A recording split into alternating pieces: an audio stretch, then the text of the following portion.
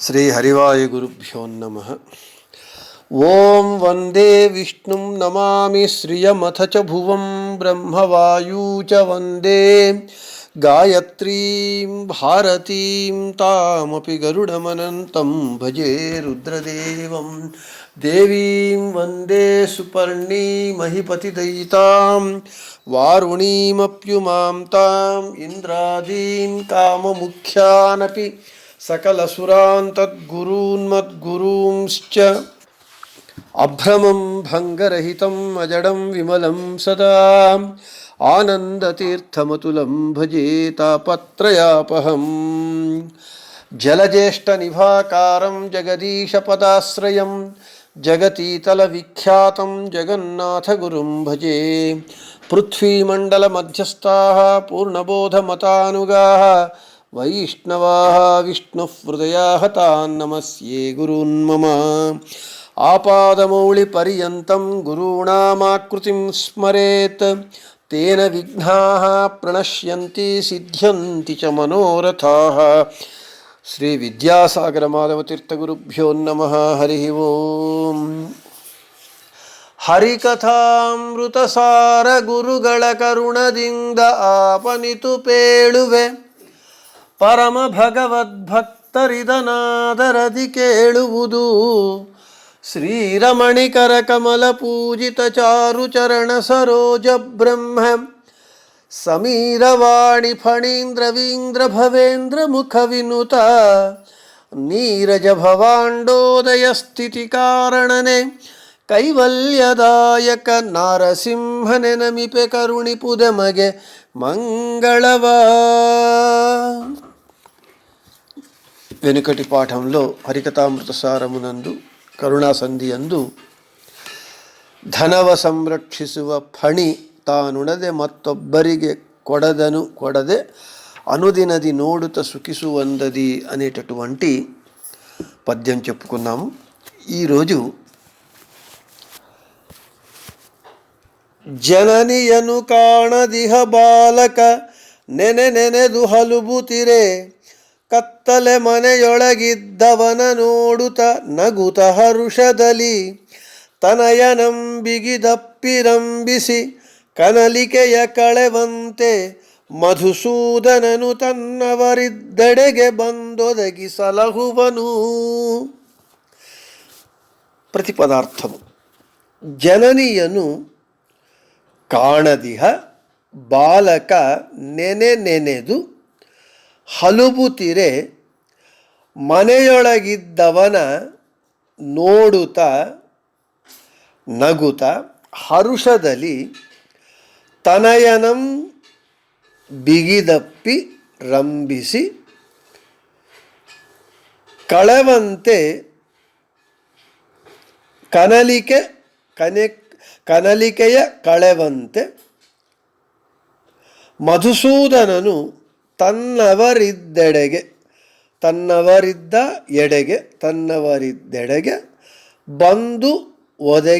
ಬಂದೊದಗಿ ಸಲಹುವನು. ప్రతిపదార్థము. జననియను తల్లిని కాణదిహ చూడని కనబడని బాలకుడు నెనెదు తలపోసి హలుబుతిరె కాతరము చూపుచుండ అంటే చింతించుచుండ తల్లిని చూడాలి అని ఉబలాటంతో ఉండగా కత్తల మనయొళగిద్దవన చీకటి ఇంటిలో ఉన్న వాణిని నోడుత చూస్తూ నవ్వుకొనుచు హరుషదలి సంతోషముతో తనయనం పుత్రుని బిగిదప్పి గాఢముగా కౌగిలించుకొని రంభిసి ఓదార్చి కనలికెయ అంటే వాని కలతను కళెవంతే పోగొట్టునట్లు మధుసూదనను మధునామక దైత్యుని సంహరించిన శ్రీహరి తన్నవరిద్దడగే తన భక్తులున్న చోటికి బంధు ఒదగి వచ్చి చేరి సలహువను, కాపాడును. తాత్పర్యమిక తల్లిని కానక బాలకుడు తల్లిని తలచి తలచి కలత చెందుచుండగా చీకటి యందున్నటువంటి వానిని చూస్తూ నవ్వుతూ సంతోషముతో తన పుత్రుణ్ణి గాఢంగా కౌగిలించుకొని ఓదార్చి వాని కలతను పోగొట్టు తల్లివలే మధుసూదనుడు కూడా తన భక్తులున్న చోటికే వచ్చి వారిని కాపాడును అని తాత్పర్యం. ఈ పద్యానికి ఒక్కొక్క వ్యాఖ్యానకారులు ఒక్కొక్క రీతిగా వ్యాఖ్యానించినారు. సంకర్షణ వడయ తీర్థులు వారు ఒక విధంగా వ్యాఖ్యానం చేస్తే, భావప్రకాశిక వ్యాఖ్యానకారులు వారు ఇంకొక విధంగా వ్యాఖ్యానం కావించారు. మొదట సంకర్షణ వడయ తీర్థుల వారి వ్యాఖ్యానాన్ని మనం చూద్దాం. ಜನನಿಯನು ಕಾಣದಿಹ ಬಾಲಕ ನೆನೆದು ಹಲುಬುತ್ತಿರೆ ಕತ್ತಲ ಮನೆಯೊಳಗಡಗಿದ್ದವನ ನೋಡುತ್ತ ನಗುತ ಹರುಷದಲ್ಲಿ ತನಯನಂ ಬಿಗಿದಪ್ಪಿ ರಂಭಿಸಿ ಕನಲಿಕೆಯ ಕಳೆವಂತೆ. చీకటి ఇంటిలో లేదా చీకటి గదిలో చిన్న బాలకుడు ఉండి ఆ చీకటి యందు తన తల్లి ఎక్కడా అని కనబడకుండా తల్లి కొరకు కలత చెందుతూ ఉన్నప్పుడు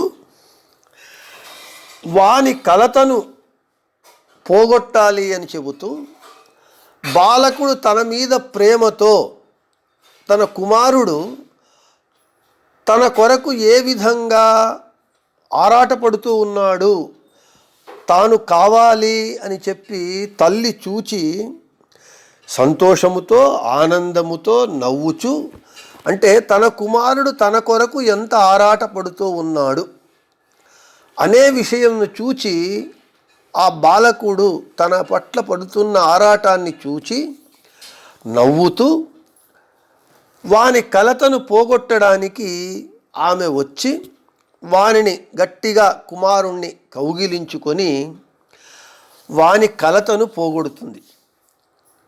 ఇది తల్లి యొక్క వాత్సల్యము మనము చూస్తూ ఉన్నాం. ఇక్కడ ఈ బాలకుడు ఎవరు?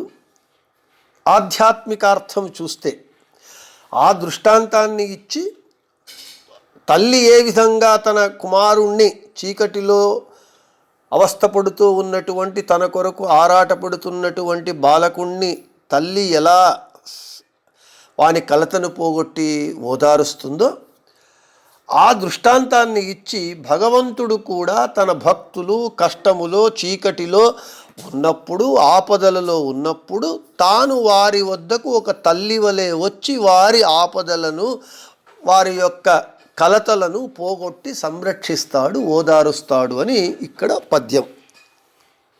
పద్య సారము. అయితే దీనికి ఆధ్యాత్మిక అర్థాన్ని సంకర్షణ వడయ తీర్థుల వారు చెబుతూ ఉన్నారు. ఇక్కడ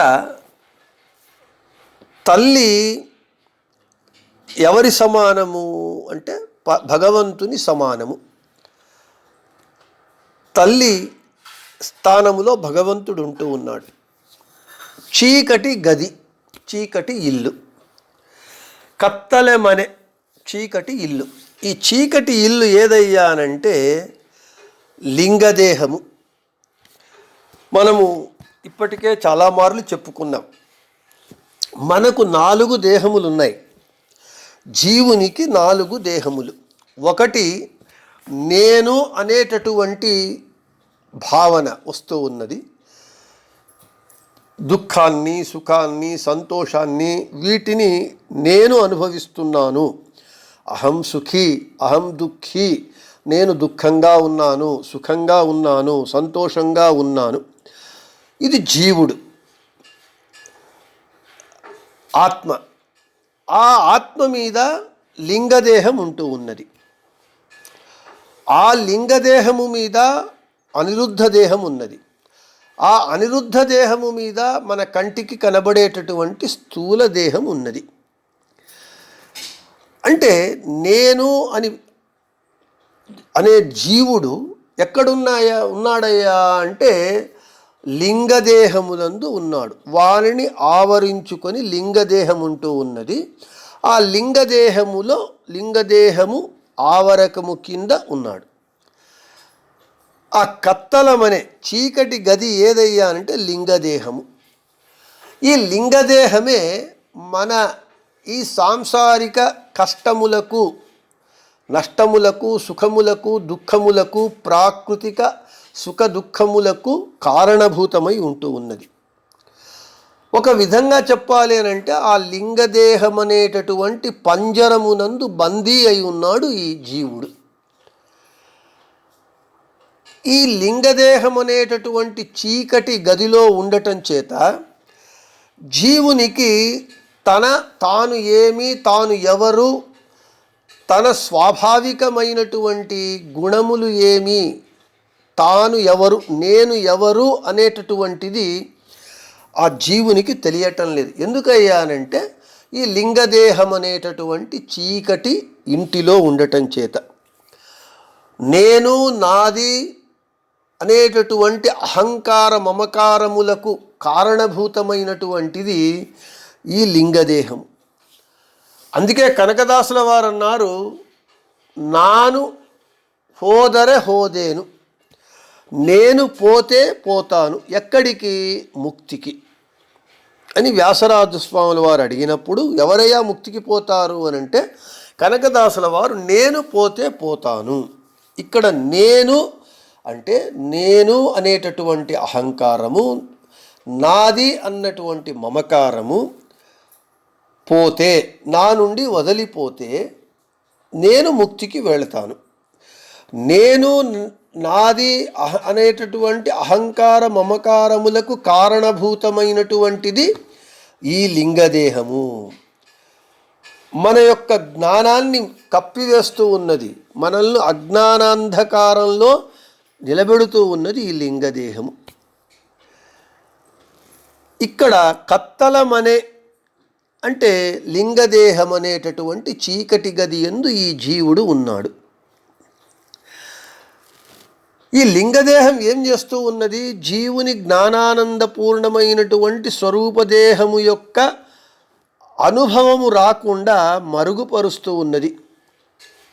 కావున లింగదేహం అంటే చీకటి ఇల్లు లింగదేహము. ఇక జనని, అక్కడ బాలకుడు తల్లి కొరకు ఎలా ఆరాటపడుతూ ఉన్నాడో, ఇక్కడ ఈ లింగదేహం అనేటటువంటి చీకటి గదిలో సుజీవి ఉండి తనను రక్షించేటటువంటి జగన్మాత, జగత్పిత, అన్నీ జగత్తుకు అతనే అయినటువంటి వాడు. జగతికంతయు జననీ స్వరూపుడు.